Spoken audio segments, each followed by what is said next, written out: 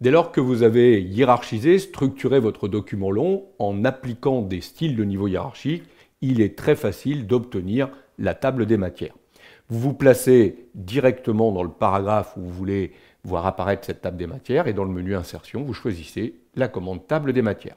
On vous propose deux modèles, un avec les numéros de page, un sans les numéros de page. Je vais choisir le premier. Vous voyez que la table des matières s'affiche immédiatement.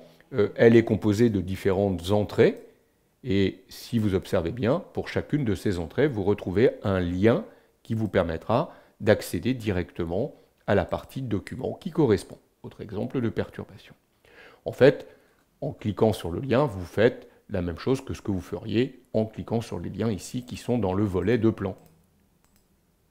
Ce volet de plan, je vous rappelle, vous pouvez le masquer ou l'afficher.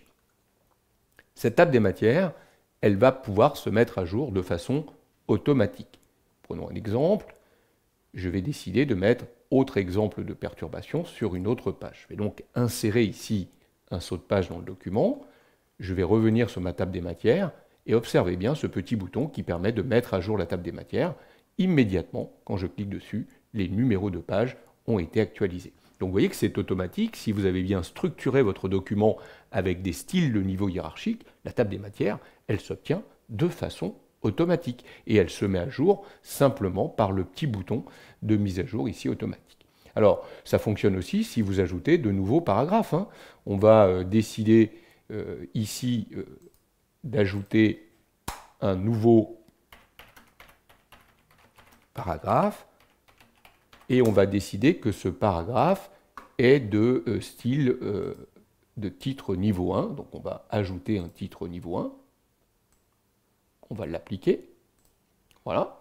Et puis on va mettre ici un sous-paragraphe qui va être de titre niveau 2, juste pour vous montrer.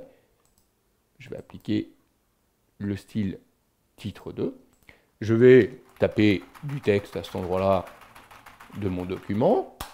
Je pourrais très bien avoir un autre paragraphe qui serait lui de style titre 2 et je pourrais continuer comme ça.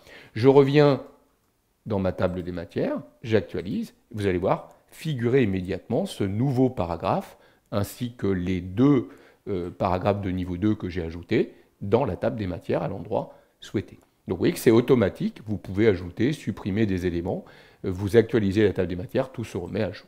Je vais bien entendu supprimer tout ça, qui n'a absolument aucun intérêt dans mon document, et demander de réactualiser la table des matières. Voilà comment très simplement vous pouvez insérer une table des matières à partir d'un document que vous avez correctement structuré ou hiérarchisé avec le jeu de style de niveau hiérarchique fourni par Google Docs.